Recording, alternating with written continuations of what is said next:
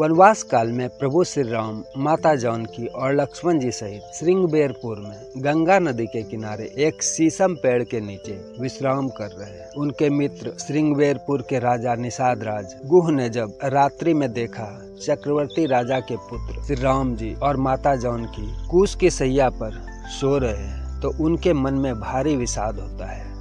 भयं विषादु निषादहि भारी, राम सिय महि शयन निहारी।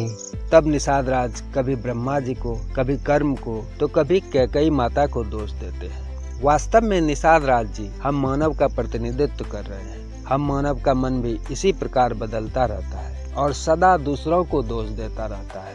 रामचरितमानस के अयोध्या कांड का यह सुंदर प्रसंग ज्ञान, वैराग्य और भक्ति से सनी कितनी अच्छी बात लखन लाल जी कहते हैं निषाद राज से। यहाँ पहली बार रामचरितमानस में लक्ष्मण जी एक अलग व्यक्तित्व यानी एक उपदेष्टा के रूप में नजर आते हैं और यहीं से लक्ष्मण जी का ज्ञान, उनकी समझ का पता चलता है। इसे ऋषि मुनि ज्ञानी जन लक्ष्मण गीता कहते हैं। लक्ष्मण गीता में जो उपदेश आरंभ होता है वह निषाद राज के विषाद से ही होता है। लक्ष्मण जी धनुष बाण लेकर रात्रि में पहरेदारी कर रहे हैं। निषाद राज के विषाद को जानने के बाद कितनी अच्छी बात लखन लाल जी कहते हैं निषाद राज से। बोले लखन मधुर मृदुबानी, ज्ञान विराग भगति रस सानी। काहू न को सुख दुख कर दाता, निज कृत करम भोग सब भ्राता। हे सखा, हे दोस्त, सुनिए, इस प्रकार दूसरों को दोष मत दीजिए। कोई किसी को सुख दुख नहीं देते हैं। सभी अपने ही किए कर्मों का फल भोगते हैं। जो जैसा करते हैं उसे वैसा ही फल मिलता है। अच्छे कर्मों का फल सुंदर और बुरे कर्मों का फल अहितकर, अमंगल, हानिकारक होता है। आगे संपूर्ण संसार का चित्रण है। जोग वियोग भोग भल मंदा, हित अनहित मध्यम भ्रम फंदा।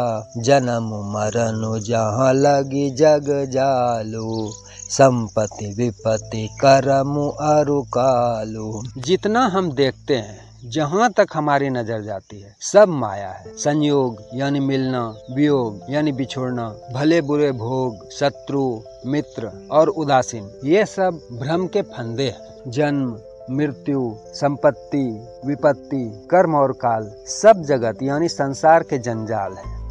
धरनि धाम धनु पुर परिवारू, सरगु नरकु जहाँ लगी व्यवहारू। देखिए सुनिए गुनिए मन माही, मोह मूल परमारथु नाही। धरती, घर, नगर, परिवार, स्वर्ग और नरक आदि सब जो देखने सुनने में आते हैं, इन सब का मूल मोह यानी अज्ञानता ही है। परमार्थ ये है नहीं। फिर लखनलाल जी कहते हैं तो संसार है क्या? सपने होय भिखारी निरपु, रंकु नाकपति होय। जागे लाभ न हानि कछो, तिमि प्रपंच जिय जोई। जैसे सपने में कोई राजा भिखारी हो जाए और भिखारी राजा हो जाए, पर आंख खुलते ही यानी जागने पर सब अपने अपने वास्तविक जगह पर ही होते हैं। यही तो संसार है।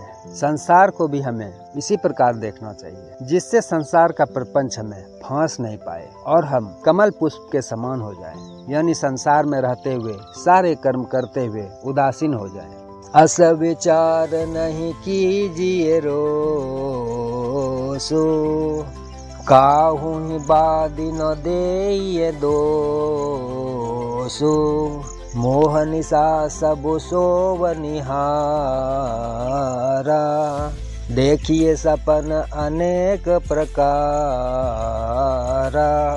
फिर लक्ष्मण जी कहते हैं, निषाद राज, ऐसा विचार कर क्रोध नहीं करें और किसी को बेकार ही दोष नहीं दें। आप जानिए यहाँ क्या है। हम लोग मोह रूपी रात्रि में सोने वाले हैं और सोकर अनेक प्रकार के स्वप्न देख रहे हैं और स्वप्न को ही सच्चा मान आनंदित हो रहे हैं। पर संसार रूपी मोह रात्रि में कौन जाग रहा है? निषाद राज, इनकी पहचान क्या है? यही जग जामिनी जागी है जोगी, परमारथि प्रपंच वियोगी। जानिए तब ही जीव जब जागा, जब सब विषय विलास विरागा। इस संसार रूपी रात्रि में सिद्ध, मुनि, योगी लोग जाग रहे हैं। इन्होंने वैराग्य से विवेक को पाया है, जिससे यह मोह रूपी भ्रम को आसानी से पहचान उसके आकर्षण में नहीं बनते और भोग विलास को त्याग दिए, जिसका फल उन्हें क्या मिल रहा है? होई विवेक मोह भ्रम भागा,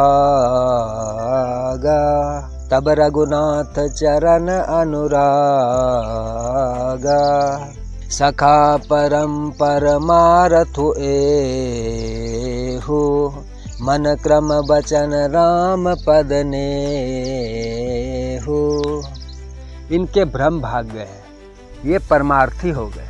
परमार्थी यानी दूसरों का भला चाहने वाले। परिणाम स्वरूप रघुनाथ जी के चरणों से अनुराग हो गया है। अब ये मन, वचन, कर्म सभी से प्रभु राम जी के लिए समर्पित है। यही तो सच्चा सर्वश्रेष्ठ परमार्थ है और यही निचोड़ है राम पद नेहु। संसार का निचोड़ राम के चरणों में प्रीति करें। और वास्तव में सच्चा परमार्थ है क्या? राम ब्रह्म परमार्थ रूपा, अभिगत अलख अनादि अनूपा। सकल विकार रहित गत भेदा, कही नित नेति निरूप ही बेदा। श्री राम जी ही परमार्थ स्वरूप है, प्रब्रह्म है, जो जानने में नहीं आने वाले और सामान्य रूप से दिखाई भी न देने वाले, अनादि, अनुपम यानी उपमा रहित, सभी विकारों से रहित, भेद शून्य, वेद भी जिनका, नेति नेति यानी जिनका अंत नहीं है, कहकर निरूपण करते हैं। और यह तो केवल उनकी लीला है, मानव रूप में लीला कर रहे हैं। पर प्रभु ऐसा कर किन के लिए रहे हैं? भगत भूमि भूसुर सुरभि, सुरहित लागी कृपाल। करत चरित धरि मनुज तनु, सुनत मिटहि जग जाल। कृपालु श्री रामचंद्र जी। भक्त भूमि यानी धरा, पृथ्वी, भूसुर यानी ब्राह्मण, सुरभि यानी गाय और सुर यानी देवताओं के लिए मनुष्य शरीर धारण करके लीलाएं करते हैं। और इन लीलाओं को सुनने से ही जगत का जंजाल मिट जाता है। हे निषाद राज, यहाँ भी लीला चल रही है। भगवान दुखी नहीं है, वे लीला कर रहे हैं। बस आप भी भगवान का चरित्र खूब सुनिए। ज्ञान, वैराग्य और भक्ति से सनी यह प्रेरक प्रसंग लखनलाल जी जब निषाद राज को सुनाते हैं तो निषाद राज जी गदगद होकर अपने विषाद को भूल जाते हैं और वास्तविक स्वरूप को पहचानते हैं। बस आप भी भगवान का चरित्र खूब सुनिए। सुनने मात्र से आपके सारे बंधन कट जाएंगे और जब आपको ज्ञान हो जाएगा तो स्वयं ही वैराग्य आएगा और आपके सारे बंधन कट जाएंगे। आप संसार में रहते हुए, संसार को भोगते हुए माया से परे रहेंगे। मिलते हैं नए जानकारी के साथ, तब तक के लिए जय सिया राम।